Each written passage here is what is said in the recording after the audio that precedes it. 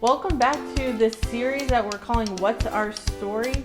This past month in church, we've been focusing on the parables that Jesus told, the stories that he shared with the disciples whenever they would ask him a question, and instead of just answering, he'd take a few steps and take a little bit longer to get to the point. And we're also asking ourselves, what's our story?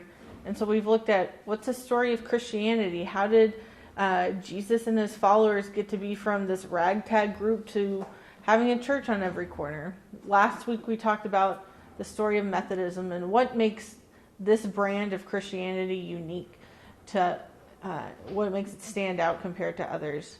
And today we're asking the question, what's the story of First Grapevine? And I can tell you a little bit of history about our church. We started in 1866. There were two pastors, Pastor Hudgens and Pastor Starr, who had been settling in. They were in Grapevine, and they started meeting in different houses. And eventually in 1866, they chartered a church with 10 members, and that's where we get our roots from. If you want to know more about the history, you can go on our website, firstmethodistgrapevine.org/history, and you can find detailed accounts of what it was like to start a church from scratch in the 19th century. But enough about that. I think what the question we're really asking today is, what's our story of First Grapevine? And that's a very personal thing.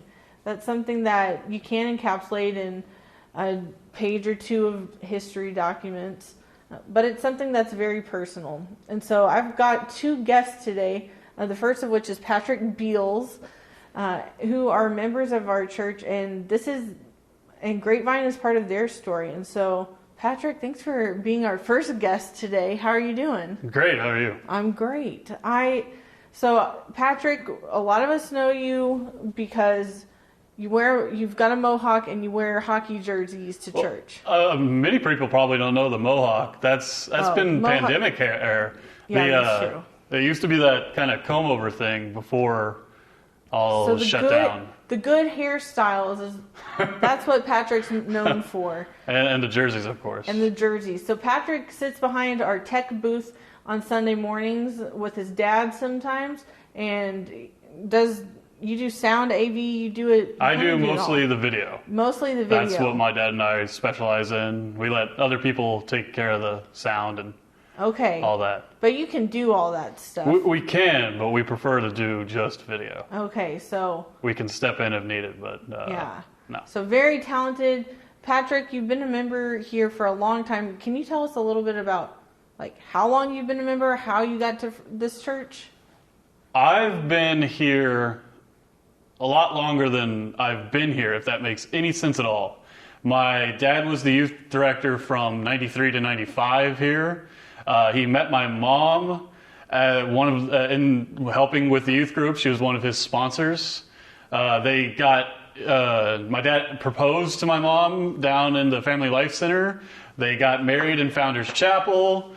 I've known so many people because of that throughout the years. But we came back after him going off and going to a few other churches to be a youth director there.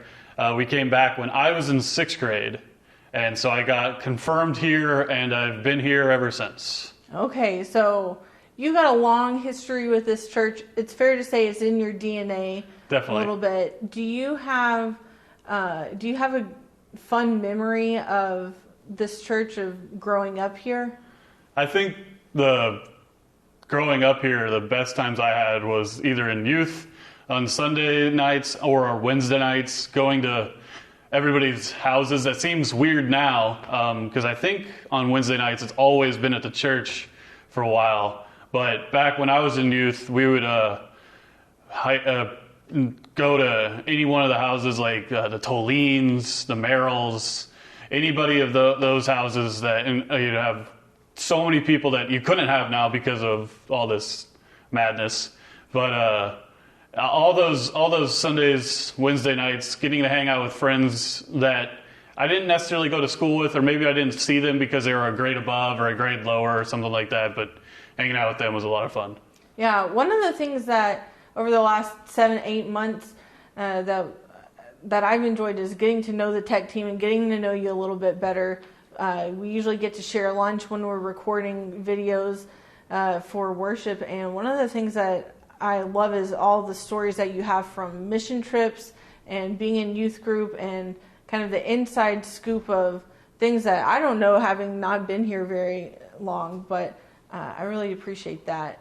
I'm wondering, when you think about this church, what's your favorite part, or what's your favorite aspect of the community? I think my favorite part of community personally is when we go and do those youth mission trips. I was able to be a part from, like I said, 6th grade, which was my first mission trip, all the way till the end of high school. And then I continued, I was an adult on a middle school mission trip my first year of college, and then my second year of college, because I was the right age finally, I was an adult for high school. And I haven't been able to go back on a mission trip since because of some work and stuff like that, being an adult now, I guess.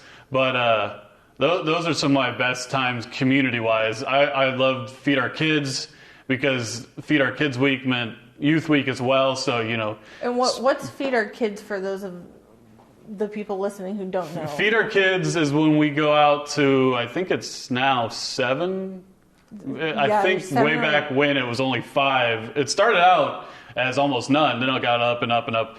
But we go out to community areas around Grapevine, lower income areas that we provide lunch for kids with who get meals from school during the school year, but don't get those same meals during the summer. And we would go out, you cook or prepare, however you want to say that, the meals down in Family Life Center, and then we would go.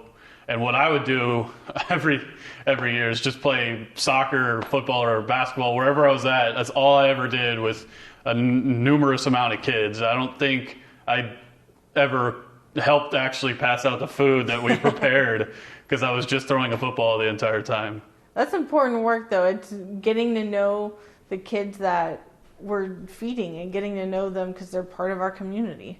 Definitely. Yeah, that's really great. So Feed Our Kids, and that was Youth Week also. Yeah, when I was in the youth group, it would be Youth Week the same time. So usually we would more or less peer pressure everybody that was going to participate in Youth Week into coming the next morning. So we had a lot of volunteers, just because if you weren't at Feed Our Kids, you got a little bit of a talking to. I don't know how to describe that. I mean, it's a different time, but we would then all go and maybe even ride together from Feed Our Kids out to like Burgers Lake or to Group Dynamics for the lock-in on Friday nights, stuff like that. That's awesome. I love that.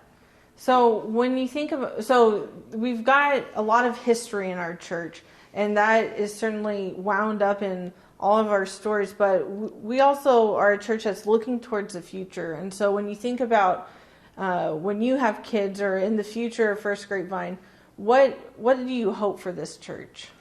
I think what we're doing now, because we've been sort of forced to with the pandemic, of our online worship is fantastic. I know 2 summers ago I was in Corpus Christi working for the Corpus Christi Hooks, the minor league baseball team for the Houston Astros, and I was there for 6 months and couldn't be here. I came up a few times when we didn't have a game or something like that and was able to see my church family, but we didn't have necessarily the same online service that we have now. And so if I had a game and on a Sunday afternoon and couldn't tune in that morning because I was at the ballpark already setting everything up, I couldn't go back and watch things. But now it seems like we could pick it up anytime. I could connect on a Wednesday night at midnight after a game if I needed to, just if I was needing that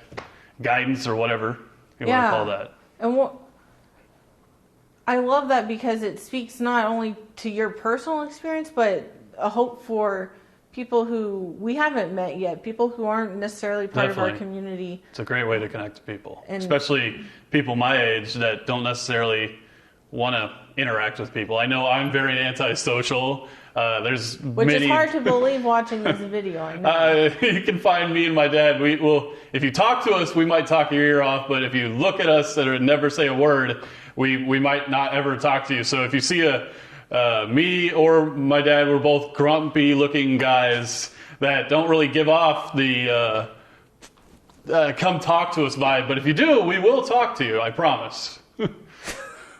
I don't think y'all are grumpy, but some people would consider that we don't really smile at everybody.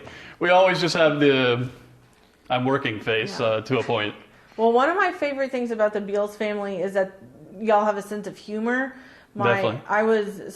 Before I knew you, I was your sister's camp counselor back like 10, 12, I don't know, however many years ago. Right. And we had some inside jokes in our cabin. And when I came to First Grapevine, your parents knew about the inside jokes, and they were able to embrace that and really helped me fit in. And I really appreciated that. And your whole family has just been really kind. Definitely. And so, Patrick, thanks for sharing a little bit about what First Grapevine means to you. Do you want to tell us about your jersey? Because you chose this one specifically. I don't know if you can read it.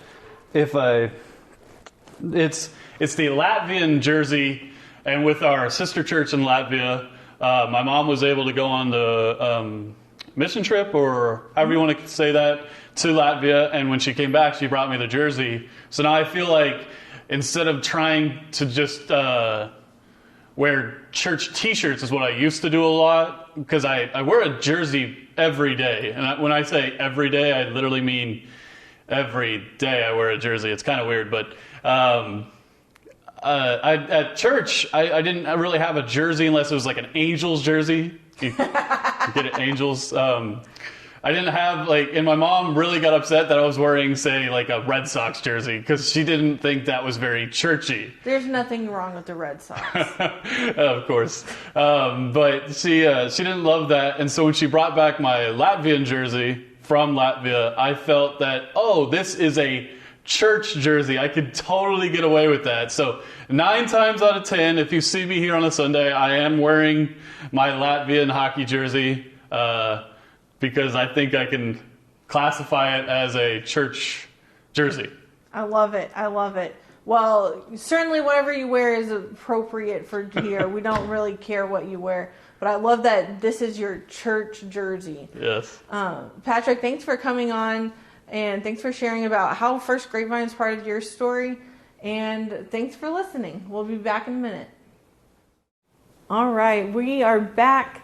And I've got a new guest. Patrick is gone, and Kenda is here. Kenda, welcome. Thank you. Thanks for being here. So, when I first got to First Grapevine, people would ask me, "Have you met Kenda yet?"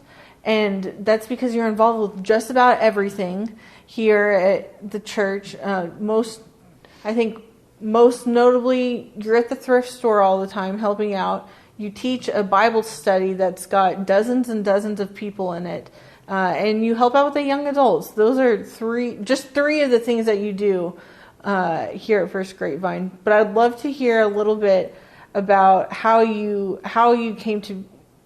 got here and what this church has meant to you. Well, I'd say it was the bishop in the cabinet. So for those who aren't familiar, the pastor to the pastors, who the bishop tells the pastors where to go. Yes, in the Methodist Church we have what's called the itinerant system, where you agree to go where the bishop and the cabinet feel that your gifts and abilities are most needed at the time. And we were in Arlington and been there for 10 years, and the church was growing, and we thought we were going to get to stay, and the moves had already been made actually. And then Ken got this call about a month before the moves were remade that if he would go to First Grapevine. And so after much prayer and a few tears, we agreed to come, and it's been a blessing. I have to say it was difficult on our kids at first. It was a big change culturally and economically, but it's been a blessing. Yeah. How old were your kids when you and Ken moved here? My daughter, it was going to be her senior year, and so we had told her basketball team won state that year, and so most of the players were coming back for their senior year, so we had told her that she and I would get an apartment and stay there, and Ken and Cody, who would be a freshman, would go ahead and move on to Grapevine. But after about a couple of days, Callie said, I don't think God would want our family to be split apart, so she agreed to come. I didn't know that. That's really neat. So being a pastor's wife, sometimes that means you get involved with everything. And so is that what happened to you, or how did you plug in, or what did you notice about First Grapevine when you got here? Well, first of all, I would be involved in the church whether my husband was a pastor or not. I just fully believe that the church has a purpose, and I feel that part of my purpose is to be involved in that and in the ministry and the mission of the church. So that was very easy here. The people here are very open and welcoming, and there were lots of opportunities to get involved, whether you're teaching or serving. Yeah, that's great. Do you have a favorite memory of this church during your time here? Oh gosh. I know, that's it's hard to pick one. That's a loaded question. I have lots of memories. I'd say probably the mission trips are a big one.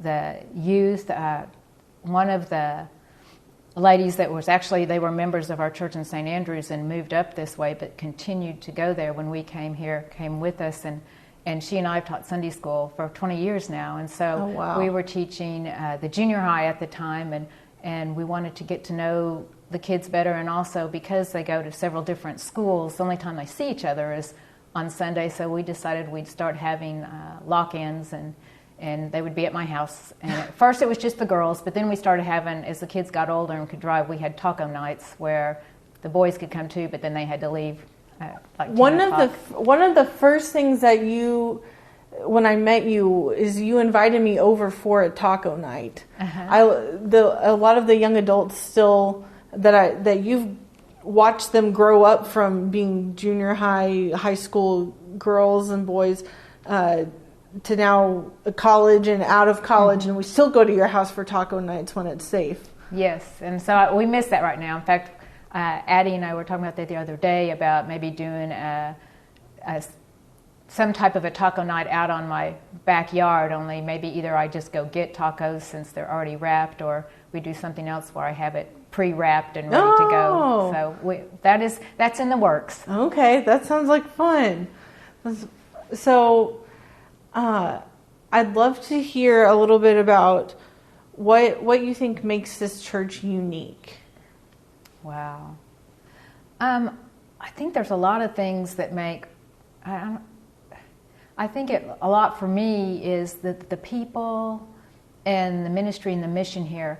It's interesting, coming here, we knew that this was a generous church. Financially, they were willing to give their money, but one of the things that we learned very quickly, that they were willing to give their time, their talents, and put a lot of sweat equity into it, that they were willing to do the work. And so that was really special to see that, if they were very receptive to new ideas and thinking out of the box and being able to go out and do things that they'd never thought of before, and being open to God's Spirit.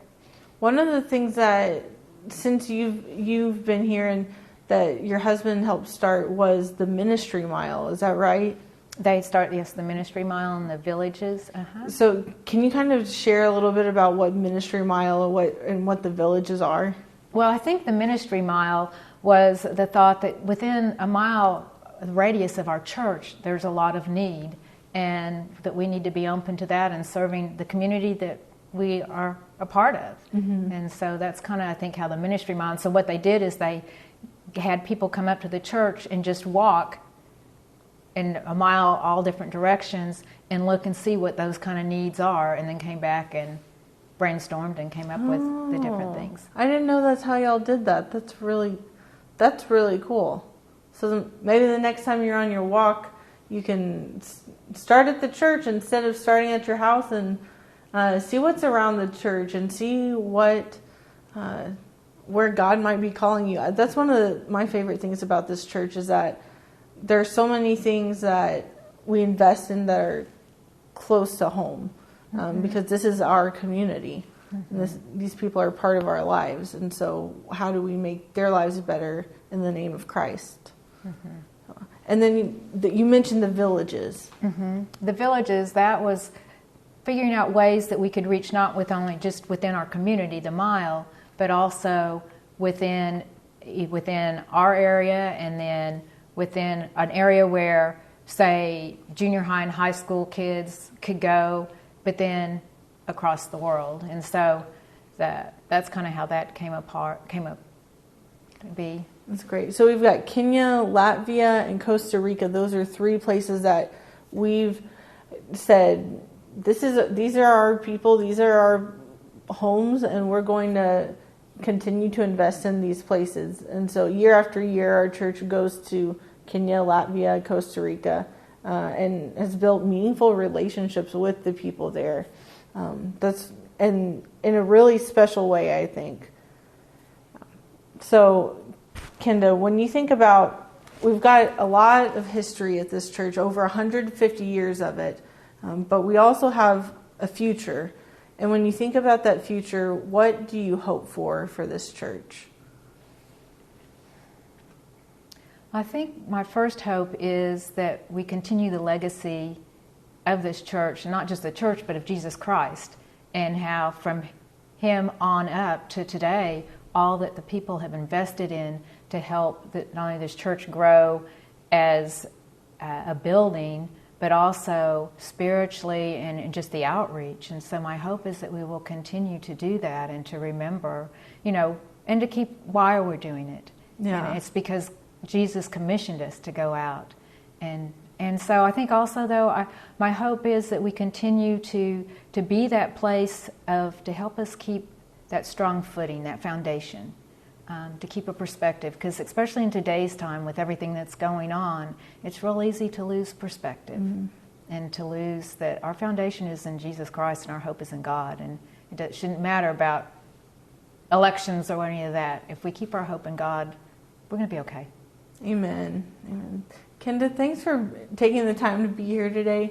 If you want to contact Kenda or talk to Patrick and get to hear a little bit more about them, you can email me and I'll get you connected with them. Is that okay? That's I should have asked you first. That's fine. Patrick doesn't even know I'm volunteering him. But thanks for taking some time to watch us today, and thanks for making First Grapevine a part of your story. Whether this is your first time watching or you've been a member here for years and years and your family's been here for generations, we're a little bit more complete because you've made this part of your life. And so if you've got questions, if you want to talk to a pastor, I invite you can email me at carlyp@fumcg.org, and we'd love to hear from you. But thanks for joining us for this series, and hope you have a great day. Thanks.